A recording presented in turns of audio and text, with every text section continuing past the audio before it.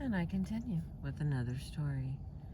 I stood yesterday, I can stand today, by Dorothy Dix.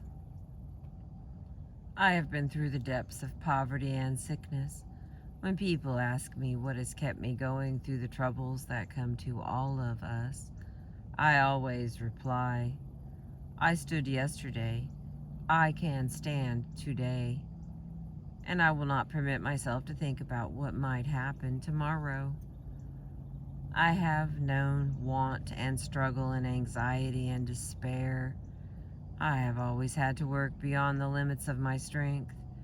As I look back upon my life, I see it as a battlefield strewn with the wrecks of dead dreams and broken hopes and shattered illusions, a battle in which I always fought with the odds tremendously against me, and which has left me scarred and bruised and maimed and old before my time. Yet I have no pity for myself, no tears to shed over the past and gone sorrows, no envy for the woman who have been spared all I have gone through, for I have lived. They only existed. I have drunk the cup of life down to its very dregs. They have only sipped the bubbles on the top of it. I know things they will never know.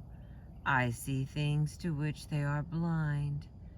It is only the women whose eyes have been washed clear with tears who get the broad vision that makes them little sisters to all the world. I have learned in the great University of Hard Knocks a philosophy that no woman who has had an easy life ever acquires. I have learned to live each day as it comes, and not to borrow trouble by dreading the morrow. It is the dark menace of the picture that makes cowards of us. I put that dread from me because experience has taught me that when the time comes that I so fear, the strength and wisdom to meet it will be given to me. Little annoyances no longer have the power to affect me. After you have seen your whole edifice of happiness topple and crash in ruins about you, it never matters to you again that someone forgets to put the doilies under the finger bowls, or the cook spills the soup. I have learned not to expect too much of people, and so I can still get happiness out of the friend who isn't quite true to me, or the acquaintance who gossips. Above all, I have acquired a sense of humor, because there were so many things over which I had either to cry or laugh, and when a woman can joke over her troubles instead of having hysterics, nothing can ever hurt her much again. I do not regret the hardships I have known, because through them I have touched life at every point I have lived. It was worth the price I had to pay. Dorothy Dix conquered worry by living in day-tight compartments. From pages 1 through 10. And do another one. I lived in the Garden of Allah by RCV Bodley, descendant of Sir Thomas Bodley, founder of the Bodleian Library, Oxford, author of Wind in the Sahara, The Messenger, and 14 other volumes. In 1918, I turned my back on the world I had known and went to Northwest Africa and lived with the Arabs in the Sahara, the Garden of Allah. I lived there 7 years. I learned to speak the language of the nomads. I wore their clothes. I ate their food and adopted their mode of life, which has changed very little during the last 20 centuries. I became an owner of sheep and slept on the ground in the tents. I also made a detailed study of their religion. In fact, I later wrote a book about Muhammad entitled The Messenger. Those 7 years which I spent with these wandering shepherds were the most peaceful and contented years of my life. I had already had a rich and varied experience. I was born of English parents in Paris, and lived in France for 9 years. Later, I was educated at Eton and at the Royal Military College at Sandhurst.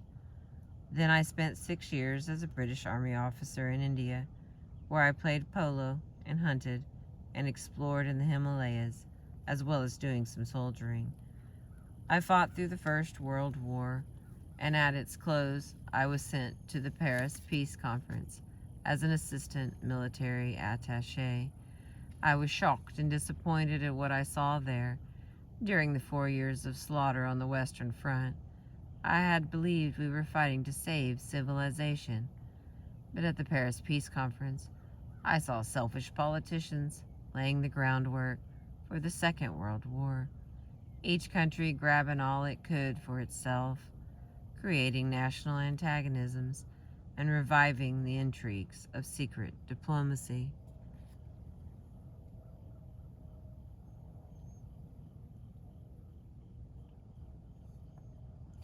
I was sick of war, sick of the army, sick of society. For the first time in my career, I spent sleepless nights worrying about what I should do with my life. Lloyd George urged me to go in for politics. I was considering taking his advice when a strange thing happened. A strange thing that shaped and determined my life for the next 7 years. It all came from a conversation that lasted less than 200 seconds. Conversation with Ted Lawrence, Lawrence of Arabia, the most colorful and romantic figure produced by the First World War. He had lived in the desert with the Arabs, and he advised me to do the same thing. At first, it sounded fantastic.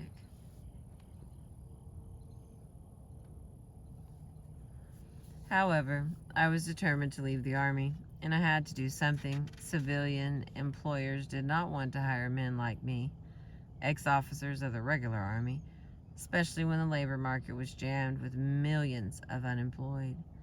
So I did as Lawrence suggested. I went to live with the Arabs. I am glad I did so. They taught me how to conquer worry. Like all faithful Moslems, Moslems, they are fatalist. They believe that every word which Muhammad wrote in the Quran is the divine revelation of Allah. So when the Quran says, God created you and all your actions, they accept it literally. That is why they take life so calmly and never hurry or get into unnecessary tempers when things go wrong. They know that what is ordained, and no one but God can alter anything. However, that doesn't mean that in the face of disaster they sit down and do nothing. To illustrate, let me tell you of a fierce, burning windstorm of the Sirocco, which I experienced when I was living in the Sahara. It howled and screamed for 3 days and nights. It was so strong, so fierce, that it blew sand from the Sahara hundreds of miles across the Mediterranean and sprinkled it over the Rhone Valley in France. The wind was so hot, I felt as if the hair was being scorched off my head. My throat was parched. My eyes burned. My teeth were full of grit. I felt as if I were standing in front of a furnace in a glass factory. I was driven as near crazy as a man can be and retain his sanity. But the Arabs didn't complain. They shrugged their shoulders and said, Mektab, it is written.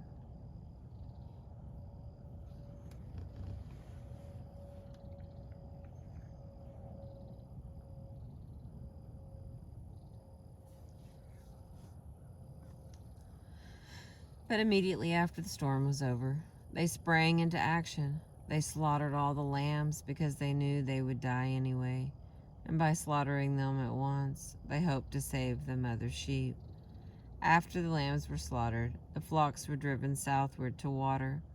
This was all done calmly, without worry or complaining or mourning over their losses. The tribal chief said, It's not too bad. We might have lost everything, but praise God, we have 40 percent of our sheep left to make a new start. I remember another occasion when we were motoring across the desert and a tire blew out. The chauffeur had forgotten to mend the spare tire, so there we were with only 3 tires.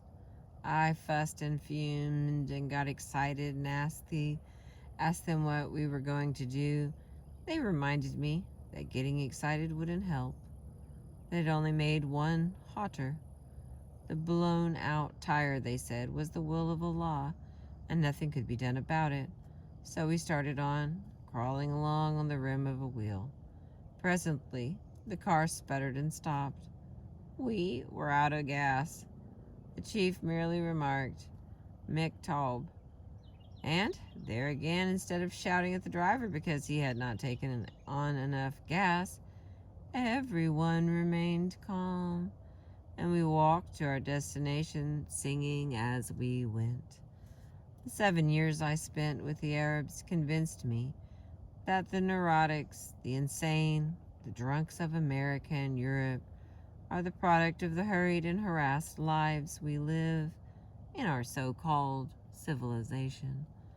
As long as I lived in the Sahara, I had no worries.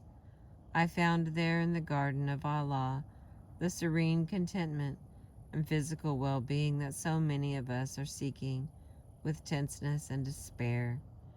Many people scoff at fatalism. Maybe they are right, who knows? But all of us must be able to see how our fates are often determined for us. For example, if I had not spoken to Lawrence of Arabia at 3 minutes past noon on a hot August day in 1919, all the years that have elapsed since then would have been completely different.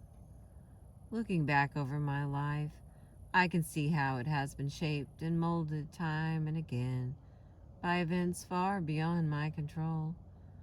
The Arabs call it Miktab, Kismet, the will of Allah. Call it anything you wish. It does strange things to you. I only know that today, 17 years after leaving the Sahara, I still maintain that happy resignation to the inevitable, which I learned from the Arabs. That philosophy has done more to settle my nerves than 1,000 sedatives could have achieved. You and I are not Mohammedans.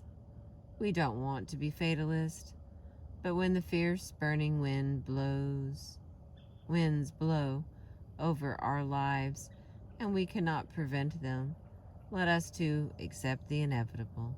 See page 67. And then get busy and pick up the pieces. Thank you for listening. I appreciate you.